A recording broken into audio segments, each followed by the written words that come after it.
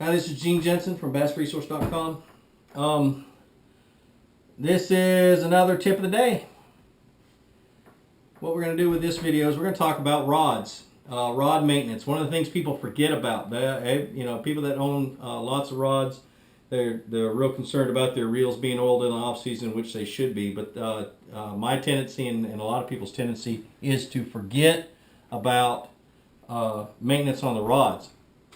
So what are some of the things you do to a rod? Well, the first thing I do is I get a piece of yarn or cotton rope or something like that, and I will go and I take the rod and I will run the yarn through the guides. Now this yarn's a little bit thin. I want thick yarn so to fill the whole guide. And that's why cotton rope actually works the best. But I'll take it and I'll run it all through the guide and do this number and just kind of pull it through and then pull it back through the other way. And what I'm checking for is to see if that line catches on anything. And what that means is it means you have a nick in the line. And if you could see the tip top to this crankbait rod, the ceramic insert is all broke up.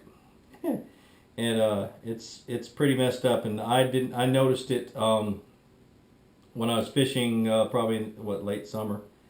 My fluorocarbon line started getting really bad frays on it, and I thought it was the line that was the problem, but then a little bit further inspection I noticed that it was a tip top.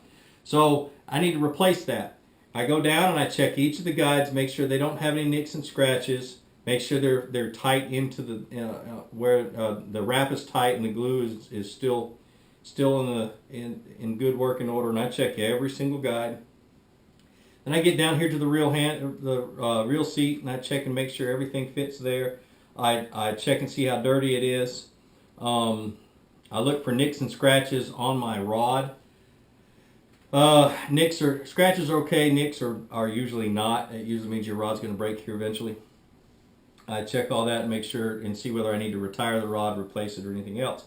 Now, then I go into cleaning. And I take a nice soft cloth. This is a cloth that got retired from washing all my kids. And I get a bowl of warm soapy water, and I dip the cloth in, and I'll wash the handle. I'll wash the reel seat, get all the junk and gunk out of that, and I'll run it down the whole rod. And then I'll take an old toothbrush out of the same water, and I'll scrub all of the guides, and I'll check and I'll make sure. Well, it's got a little bit of glue in the way.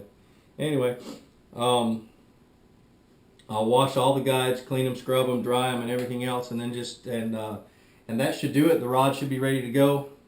That way, the reason you do this is so you're not surprised out on the water. Something doesn't get screwed up like that crankbait rod. I was surprised out on the water. I was throwing light crankbaits, and I didn't have a rod to throw light crankbaits after that. So take this tip and make it help you have a better, or let it help you have a better day on the water. And like I always say, visit BassResource.com for the answer to all the questions that you have about bass fishing, and subscribe to my YouTube channel.